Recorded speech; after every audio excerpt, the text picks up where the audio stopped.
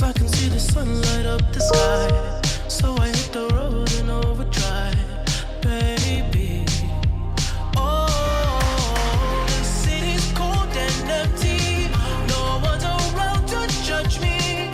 I can see clearly when you're gone. And I said,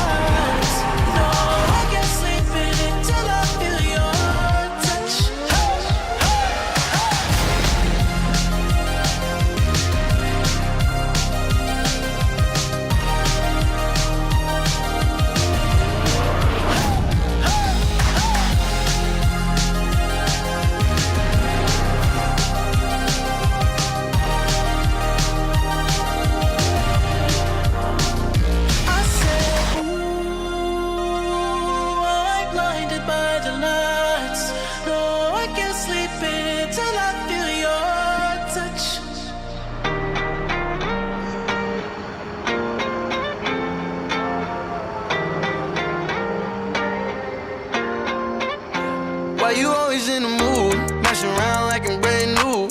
I ain't tryna tell you what to do, but try to play it cool.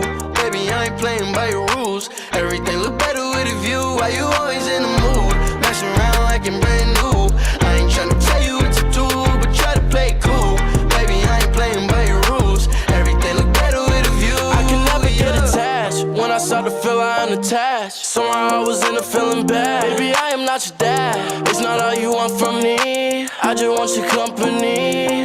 Girl, it's obvious, elephant in the room. We're part of it, don't act so confused. And you love starting it, now I'm in the mood. Now we arguing in my bedroom. We play games of love to avoid the depression. We've been here before and I won't be a victim. Why you always in the mood, messing around like I'm brand new. I ain't tryna tell you what to do, but try to play it cool. Baby, I ain't playing by your rules. Everything look better with a view. Why you always in the mood, messing around like I'm brand new. I ain't tryna tell you what to do, but try to play it cool. Baby, I ain't playing by your rules. Everything look better with a view. So why you tryna fake your love on the regular, when you could be blowing up just with cellular? I will never let a shawty go and set me up. Only thing I need to know is if you ready now. I'm talking slick back, kick back, gang sipping 40s. You keep playing another day with your shawty. Mismatch fits, that was way before you know me. Got a lot of love, well you better save it for me. We play games of love to avoid the depression. We've been here before and I won't be a victim. Why you always in the mood, messing around like I'm brand new. I ain't tryna tell you what to do, but try to play it cool. Baby, I ain't playing by your rules. Everything look better with a view. Why you always in the mood, messing around like I'm brand new. I ain't tryna tell you what to do, but try to play it cool. Baby, I ain't playing by your rules. Everything look better with a view, yeah.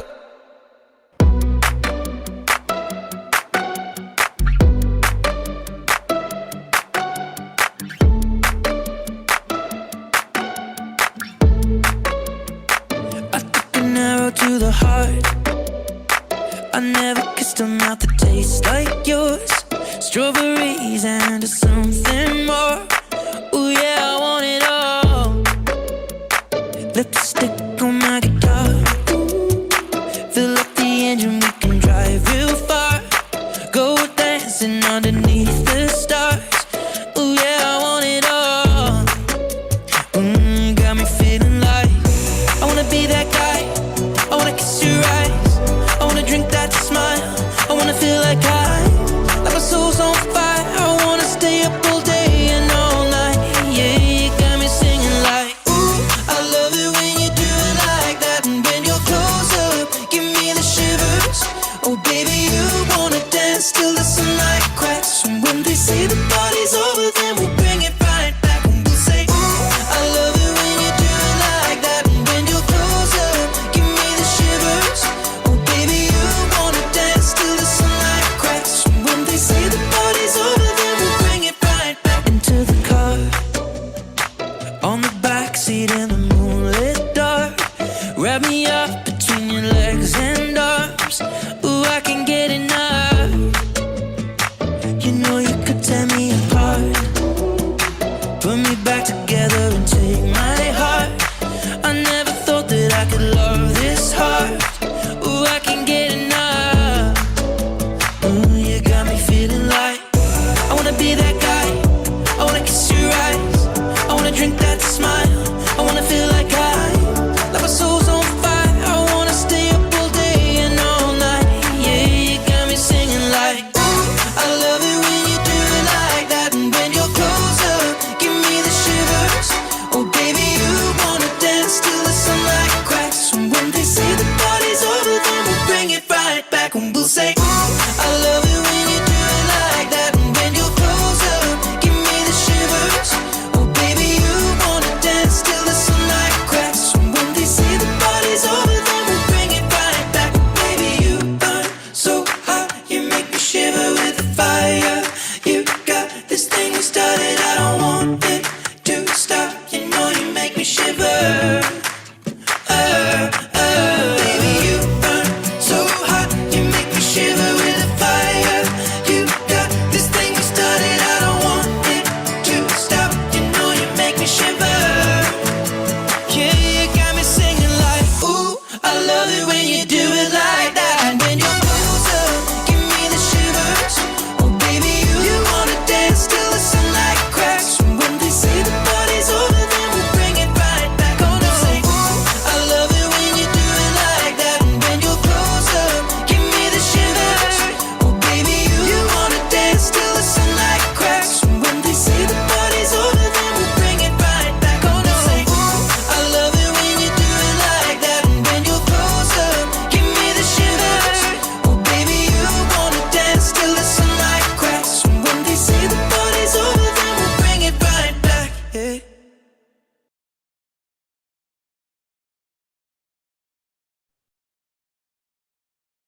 Hello. Hi, Jack. Monica, how are you doing? Very well, thank you. Thank you for joining us. It's bang on 12 o'clock, and I don't know about you, but I feel super pumped now with that music playing as we were waiting for the webinar to start. We're just going to give it another half a minute or so for everyone to join us, as we are starting at 12. Sure. And then we'll get started. So these are short webinars to fit in with people's lives. So hopefully we'll start to see more attendance, because sometimes an hour, I don't know about you, but when I have a webinar I want to listen to, sometimes an hour can be a bit much.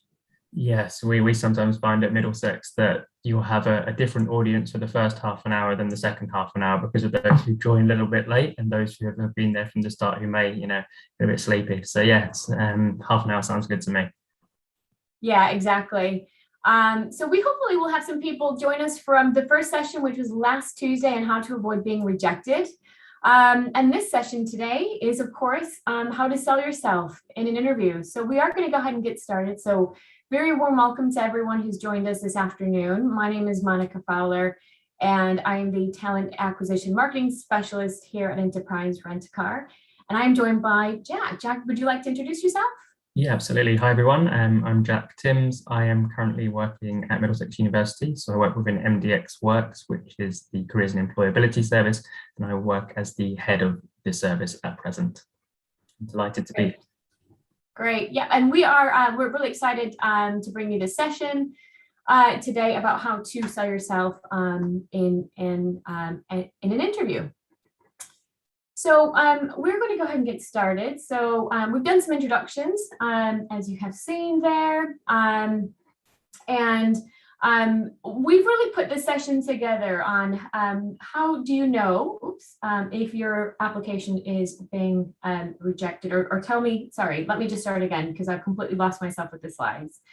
How do you sell yourself in an application?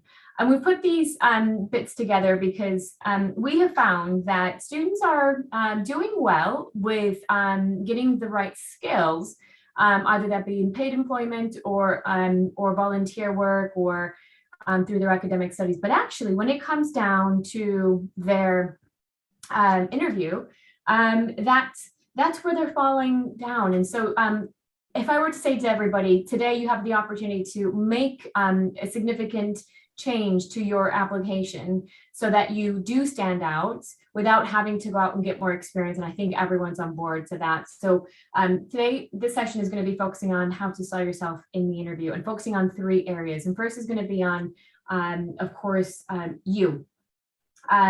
What are you selling in an interview? What would you say is the answer to that, Jack? What are you selling in an interview? When you go into an interview, what would you be selling? I'd always hope that you were trying to sell yourself first and foremost. But yeah, I think that's absolutely crucial. Every interview that you undertake should always be focused around, am I selling myself in the best possible manner to the panel in front of me? So yeah, it's around that preparation piece that comes with, how do I ensure that when I leave that interview, I am the memorable candidate and I have ticked all the boxes that panel were looking for, and hopefully a whole lot more. So it's all around selling yourself. Yeah, absolutely. And that's oftentimes the very first question that candidates will be asked during our interviews is, tell me about yourself. And it is also one of the questions that candidates get not necessarily wrong, because there's nothing right or wrong about telling people about yourself. It's the manner in which you explain your skills, and when you tell someone about yourself, it's that elevator pitch that we like to talk about. So is your elevator pitch ready? It's oftentimes at the beginning, so you're gonna that's going to set the tone for the interview. So that elevator pitch is by far the most important thing that you can get ready. Things to include are obviously telling the interviewer about yourself, and use things about yourself that are tailored to the role. So be strategic about it, rather than just telling them everything about you. You've not left anything off the table, but then there's no relevancy back to the role. And of course, I would also say not to be afraid to sound confident or too confident about your skills and a little bit about yourself, but you really feel that role is suited for you. Don't be afraid to do what we call a trial close, or closing on it and saying, and this is why I feel I'm going to be a perfect candidate or a perfect employee for this role, for this organization. So that's what it starts with, is as Jack said, selling yourself, starting with you, and making sure that you cover all those areas. We'd like to hear about you, what you like to do on a personal basis. So you can add that, any hobbies, and any, of course, interests, and of course your career goals. What are you really interested in doing? At the end of the day, it's a job interview, so you're selling yourself. And that is what we've seen is where the candidates, as I said, do tend to fall, is that first hurdle. They're filling in a lot of time. It's never really polished. It's never really a statement that you could tell has been practiced. And all you need to do is just write a paragraph, a couple of lines, doesn't need to be too super long, to tailor your pitch, your elevator pitch, to make sure that you're ready for that answer. And then you start the interview on the right, obviously with the right tone. Yeah, I would completely agree on that. I think often we find that we're almost told that the tell us about yourself question is a little bit more of a casual answer, and it's just trying to ease you into the interview, which it is. But actually, I find that question is so important for actually setting the scene and laying the groundwork for what's to come in your interview. So if you nail that early question around, tell us about yourself, it actually boosts your own confidence for future questions, because you feel like you've already built up a really good rapport with the interviewer or the panel who may be there. And it's really important just to think about that tell us about yourself question around what are those core things that I need to get out in this first answer? So are there any core experiences that I feel that the interviewer would then like to ask me more about during the interview? And if you can do that and touch on a couple of skills and then round off the answer around, well, how did I end up in the chair? Or how did I end up in this virtual room to interview for this specific role? It really does get the interviewers and the panels to think, we want to know a lot more about this candidate. So it's always nice to try and frame it back in a relation to the role that you've applied for specifically. So this is who I am. This is the experiences that I have. Here are some skills that I possessed. And all of that has led me here. And I think that's really, really important to remember when it comes to like that opening question, because it will massively increase your confidence for those future questions. Yeah, that's really, really good advice on making sure that the interview knows who you are. And I really like what you said there, Jack, about bringing it back, to this is what's led me here. This is why I feel that I'm suitable for this role, or this is a role for me. This is a company for me, because I think that also demonstrates that there's been some very good research and very good homework done on that role. And there's nothing more frustrating as a recruiter where you are interviewing someone and you've got your hopes up because their CV looks great, their application looks great, but actually you can tell really early on that you're one of maybe 50 other employers that they've sent their application to, and you're just another employer, another interview, and there's nothing special coming out of that interview that is not going to be shared with another interview, in another interview. And so when you can bring that all together, as Jack said, that really shows to the interviewer that you've taken time to prepare for my role, for the job that I'm going to only be able to award to one or two or a few people, and that really puts you in a very, very good position and under really good stand out against others, because you have demonstrated that you've taken the time to research the role and you've really got it together. So great advice. Now, I often have questions asked during seminars and webinars that we run on campus from students who say, how do I come across, or how do I get across, the hurdle of demonstrating all the skills that the job advert is showing or is asking for, when I don't have them all in work experience? At the end of the day, I'm going to be applying for a placement role, and that's to get me experience for my graduate role, or a graduate role is still very early, early career. So I don't have a lot of experience. Well, we see this come up often as well, is that applicants aren't utilizing their hobbies or their interests or their extracurricular activities to help shape them, who they are, as Jack was talking about earlier. And we'll just answer the questions based on work experience. And it's not about that. We want to know about your other experiences. What have you drawn? What experiences have you drawn on? Just experiences in life and in general, your community, your family, your friends, your networking, and circles, because they do shape who you are. And we're going to invest in you based on what you're capable of doing. Your potential, and we can honestly say that as employers, we want to hire for the potential, not on what you've proven that you've done, but what you can bring to the role. So oftentimes you may have the skills, but can you demonstrate it? So those are kind of the questions you want to ask. And so for us, we do very much consider extracurricular activities, like, for example, playing chess with friends, or maybe competitively in part of a team, or you may be part of a gaming society. Sometimes there's some really some societies out there that could be the salsa dance club, or it could be I think in some parts of Scotland they have the Harry Potter Society. All those societies mean something. Okay, they may not be necessarily building your skills for specifically one role, but you're gaining some soft skills by being part of those societies and those groups. And we do want to hear about it.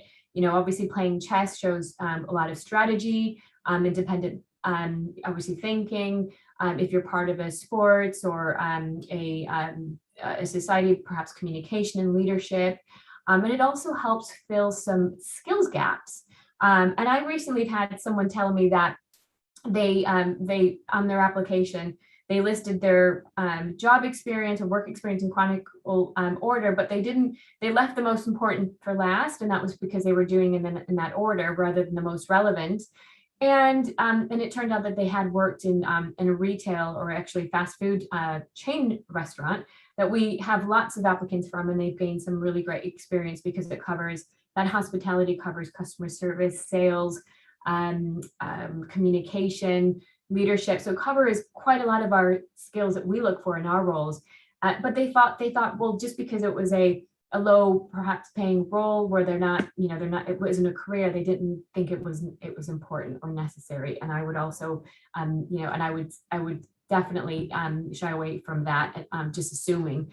Just think about the skills that you're performing. Anything, Jack, from your standpoint on how hobbies and interests can help the application?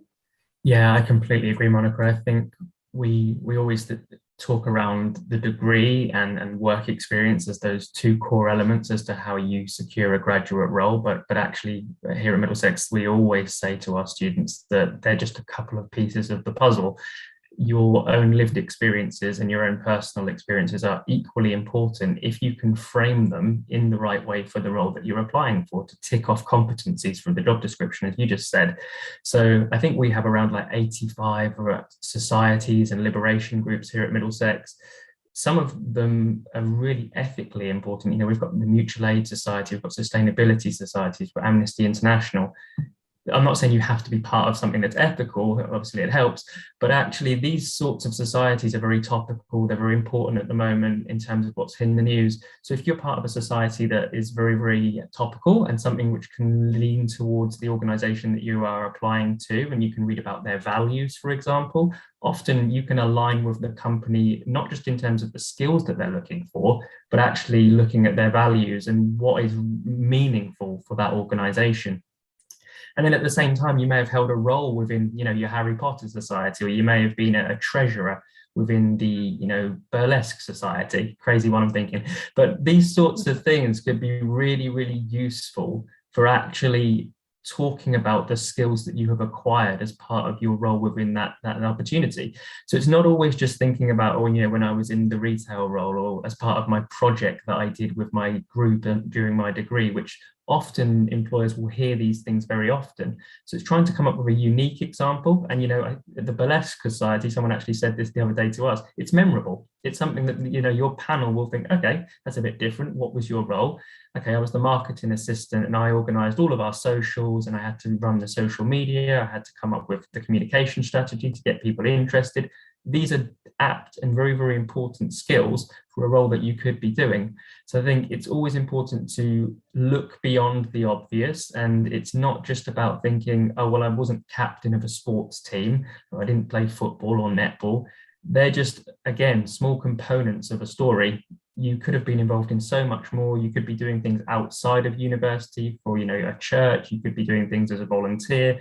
All of that forms part of your story and forms part of the picture which you will sell to the the panel in front of you.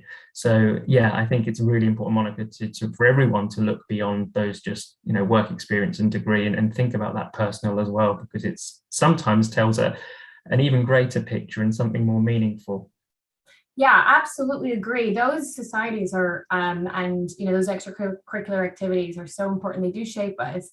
And here's the thing, I found that even in looking back and reflecting on my own, a pre-career experience at university, I was doing things that I enjoyed. And so when you practice those skills in that, in that kind of environment where it's your time, it's your volunteer work, no one's asking you or paying you to be part of something, but you're being part, but you are, and you're exercising these skills because you enjoy it. It kind of leads you in the direction of where your job search is going. So if you really enjoy being, working with others, if you enjoy the marketing side, if you enjoy socializing, if you enjoy making an impact, those are the types of roles in the companies that you will end up, you'll naturally be attracted to, because they, as you said, very, I think a very great point there, Jack. These are all very meaningful things for for you, and it will be for the organization.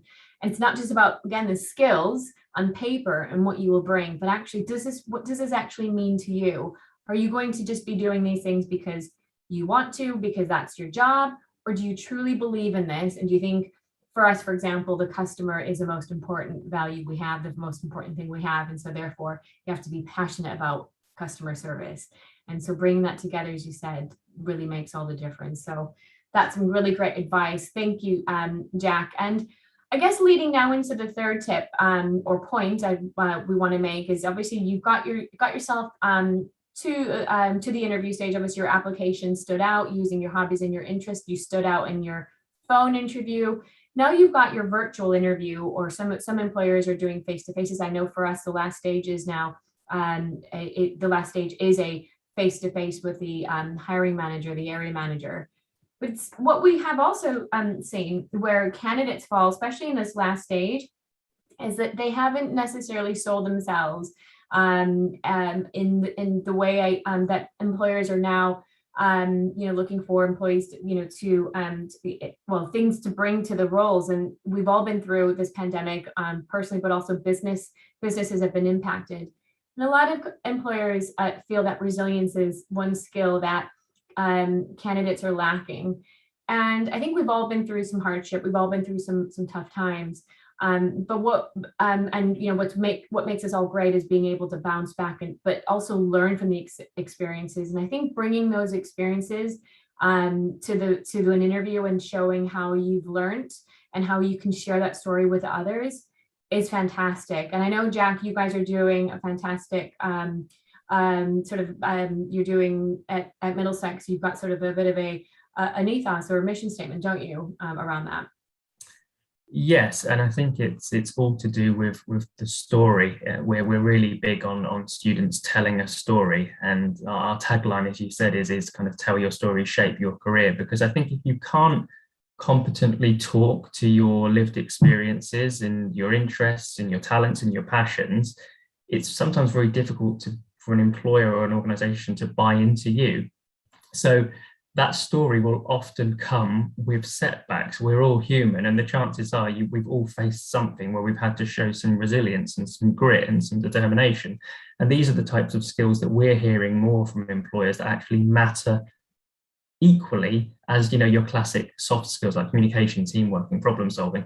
So it is about how you tell that story. And I think it's around having conversations with your careers department, for example, because it will really help you to reflect first and foremost on what have you done. And that can be, as we said, anything from the experiences you've gained to reflecting on your actual degree itself, to reflecting on those modules, then thinking about, okay, I've also got some personal experiences to reflect on and some co-curricular activity.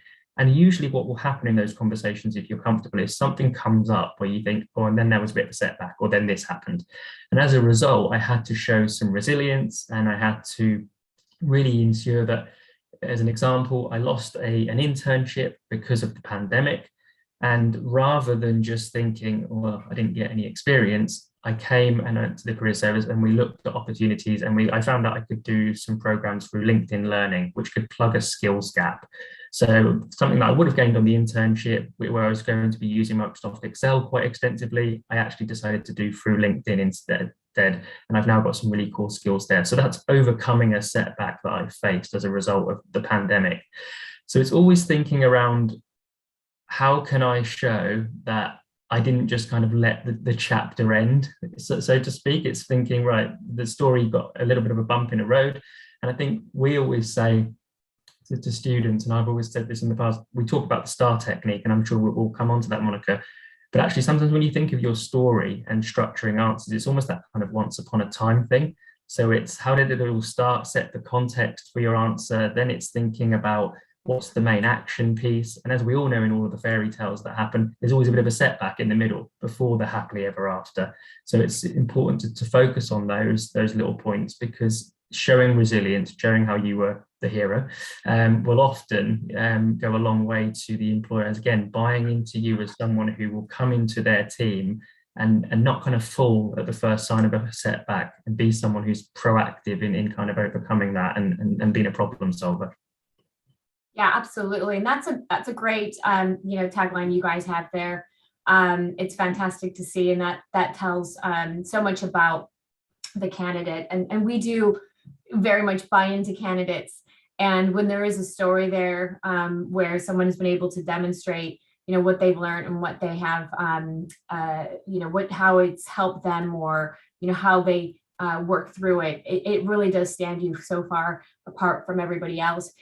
And I have noticed that some candidates feel like this, some things are just common, such as that they've always looked after a relative that has special needs at home, or maybe, younger brother or sister, and they've just always done it before they got up and went to university, or in between, and they didn't think it was necessary to bring up. Well, that is definitely something that will stand you apart, because it shows a lot of, strong work ethic, adaptability, perseverance. And so it is absolutely important. So I think that's great advice, to make sure that you pick out your story, which when you feel comfortable and you think, right, this would really stand me apart. So thank you, Jack. And I think just, I guess in summary, this all falls under the communication skill that we assess on, verbal and nonverbal. So obviously, verbal communication, you've been sharing your story, highlighting your skills and your, through, your hobbies and your interests, and you've got your elevator pitch and your opener. But throughout the interview, you want to make sure that you are you're making eye contact as much as you can. Sometimes it's a little bit difficult in a virtual interview, but obviously making sure that you're smiling, that you've got your posture is, you're upright, and that eludes confidence. And that's also what's going to help you in the interview, because you've got loads of skills and hobbies and interests and experience, but you're not actually portraying that because you're looking sideways, you're looking down, you're slumped on your chair, your seat. Maybe you're doing the interview from a sofa. Maybe your phone's on your hand and you're moving around. Make sure that you're really taking time to that, so that you're shown in the best possible light to that interviewer. So that's my last piece of advice for you. Any final tips from you, Jack? I think the one that I always go to is, if you're in an interview situation and you come out of the interview at the end and feel, I could have done more there, that's a huge regret often. So I would always say my takeaway piece would never regret an interview for reasons that you could have solved prior to it. And it usually is down to that preparation piece. So work with the career services at the universities, for example, because often you can do a mock interview. And usually if you've done a mock interview, your actual interview will be far better. Make sure that you understand the different types of interviews, whether it be, the competency-based or strength-based. Understand how you answer the questions, thinking about things like the STAR technique, and just ensure that you've given it everything, looked at the company, looked at their values, tried to align your own story in terms of skills, values, and experiences towards why you're in the chair that day interviewing with them. It's often those who regret simply haven't done enough preparation, because actually, if you do put in that prep work, the chances are that you will be memorable. And if you are someone who can tell a story, because that's all this is, and you practice that with people, the chances are you will end up being offered opportunities more often than not, because you've done the right work and you know that you're in the chair for a reason, I would say. Yeah, absolutely. Great advice. Thank you so much. So apologies, I don't think all my slides have been coming through, so apologies for that. But just as we finish off, we've got last few minutes here to open it up to questions from everybody, please, who would like to ask either myself or Jack some questions in the chat. Please put them in because we'd love to answer them before we finish today. I will say that we have our next session on how social media could help you land the job you want. That's coming up on the 11th of January, same time, 12 p.m. And it's the same length. It's about a half hour. So we do have some questions coming through, which is great. I'm going to stop sharing my screen. And I just want to finish off by saying, obviously, our careers website is careers.enterprise.co.uk. And then, of course, our socials that you can connect with if you haven't already, especially our YouTube, where a recording of this will be recorded, so you can have access to it to replay that again. So I'm just going to stop sharing my screen here and go straight to the questions now. that are in the chat. So, okay, so how do I know if I'm answering your testing, i.e. situational judgment or reasonings correctly, or how your ideal candidate would? That's a really good question. So how do you know that you're answering that question? Well, sometimes you don't know in the interview that that you are. You just need to kind of gauge, I guess, and ask for feedback. But sometimes you will get feedback if it's testing. And, you know, I guess it's the main thing. The most important thing is to ask lots of questions and to ask for feedback as you can from the interviewer. They will give you, obviously they may not give you the outcome, but they will tell you how you did, or if there were any concerns. It's absolutely fine. So asking questions as well.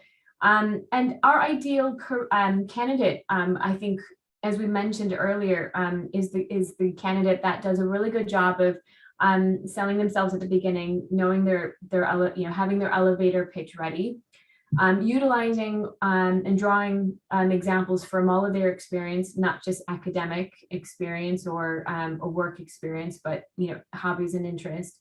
And as Jack said, really showcasing who they are and some of the I guess what's important to them, what the some of these meaningful and important societies that that mean something to them, so that when they are putting together their application, we can see this person has a real real interest and a real investment in this role.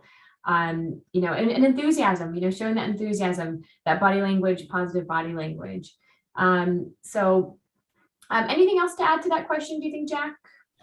I think Chloe mentioned if the tests are online as well. So from my perspective, Chloe, if those situational judgment tests and logical reasoning tests are online, often it is difficult to know how to be the ideal candidate, because you're submitting them, obviously, and then the organization is screening based on their own internal criteria.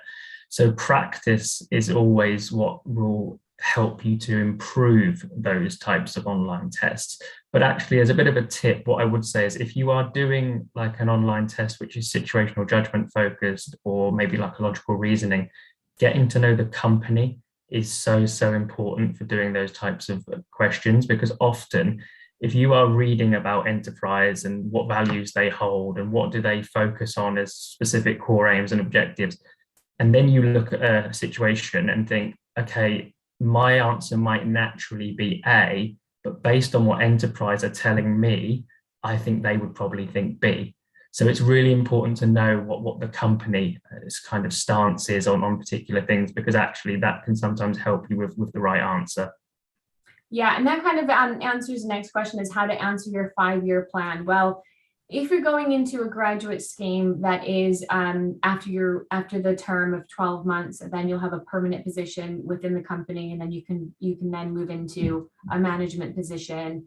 And that includes it, that does include the timeline includes, within the 5 years. Then you don't want to go in and talk about how you want to complete the graduate scheme and then go into another role where you're going to be practicing some of the skills that you've learned in that role, and then you're going to go into a field that is totally unrelated to the role that you're applying for, because that's obviously going to put off the interviewer. You want to align your 5-year plan with the job that you're applying for. And I will say, employers tend to be able to see through whether or not someone is genuine about that 5-year plan or not. So but be honest. Be honest. You can be a little, I guess you don't have to go to the specific year by year detail of where you want to be, but your long-term plan. Do you want to work in a company that supports the same areas of, that you do, and believes in the same things that you do, and is making the impact in the areas that you want to make an impact? And will you be practicing your skills, and will you be learning? Will you be developing? So those are great things that we'd like to hear about. And I think Chloe mentioned as well, some of the testings are online. So you're right, you won't be able to have those questions immediately answered by the interviewer, but you can obviously ask for feedback after the interview. I've got another question here. Are graduates limited to a certain age group or work experience, like school leavers with little job experience? No, I don't think that graduate jobs are limited. Obviously, a graduate job is aimed for, of course, recent graduates, but a recent graduate could be someone who decided after 10 years being in the work environment in a career that they wanted to go back and maybe specialize in a different area. So that person might be age-wise a little older than, I guess the average. So there is, there isn't any groups necessarily. Obviously, it would depend on work experience. So you're applying for graduate roles based on the work experience that are required for that role. But if there are school leavers with very little job experience, that's why we say play on your, your hobbies and your interests. And the enterprise actually does consider candidates that do not have degrees, so long as they have some relevant work experience. And that doesn't have to be years and years of it either. We only ask for a year's worth of experience in a specific field. So I think every role will be different. But it's important to tailor your experience for that role to make sure that that is definitely something that the interviewer is picking up in your interview. I've got another question here from Sarika about how to ask for the right salary if it's more than what employer is offering. That's a really good question, and I'm sure a lot of people are thinking that, but sometimes don't want to ask. So it's a great question to ask.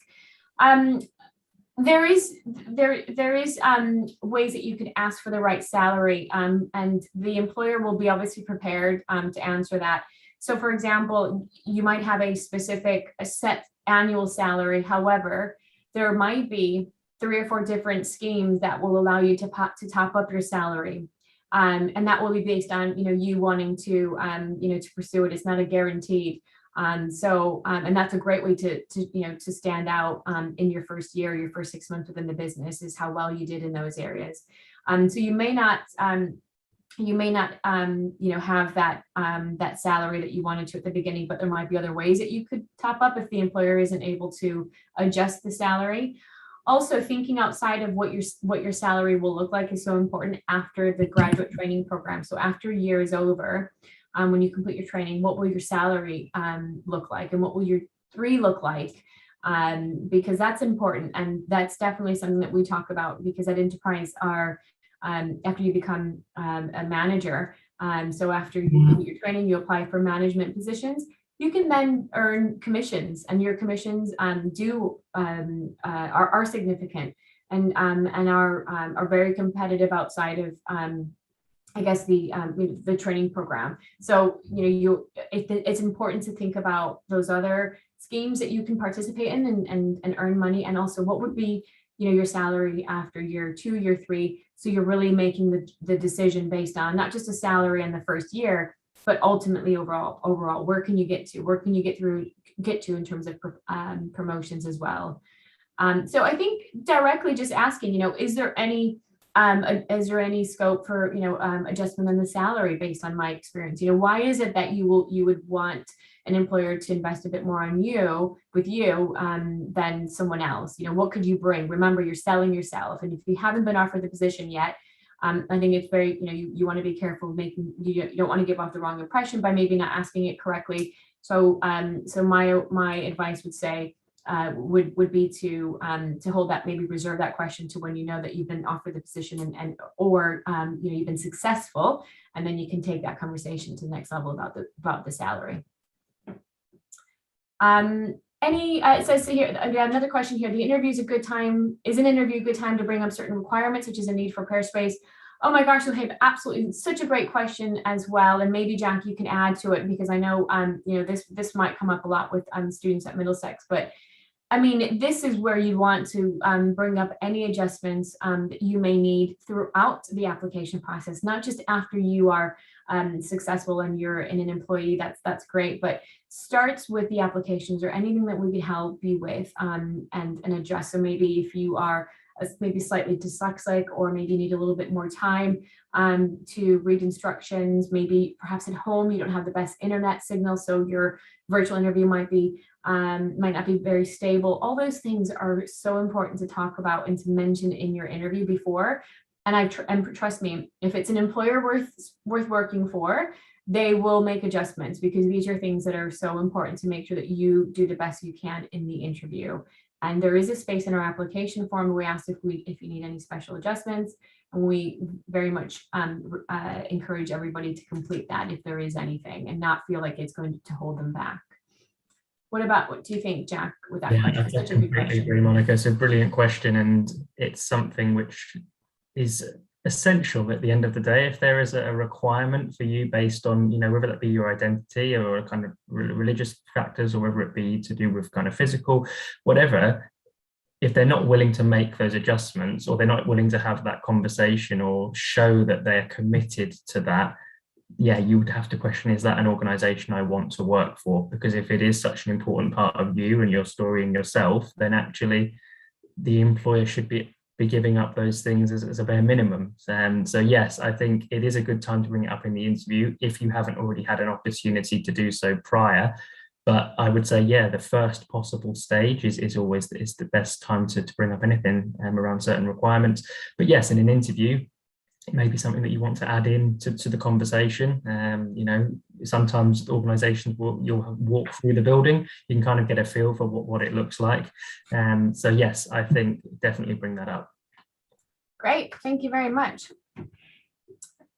Fab. I think that concludes all the questions. And I've got thank you there from Sarika for answering the questions. That's great. I don't think we've got anything more, unless anyone wants to add anything. I just want to say thank you so much for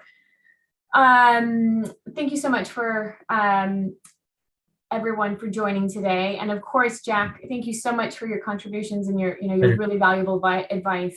It's been great hearing what you and Middlesex University are doing with a lot of these really important areas to help students in their applications and just really make them overall more employable. So I hope you've all enjoyed it. Looking forward to the next session, as I mentioned, on the 11th of January. And best of luck, everyone, in your next interview. Connect with us on LinkedIn. We will be sharing on LinkedIn some of these, obviously these sessions. So it'd be great to hear from you and let us know how you get on with your interviews. Take care and have a great rest of the day, everyone. Thanks, Monica. Take care, everyone. Thanks, Jack. See you later. Bye.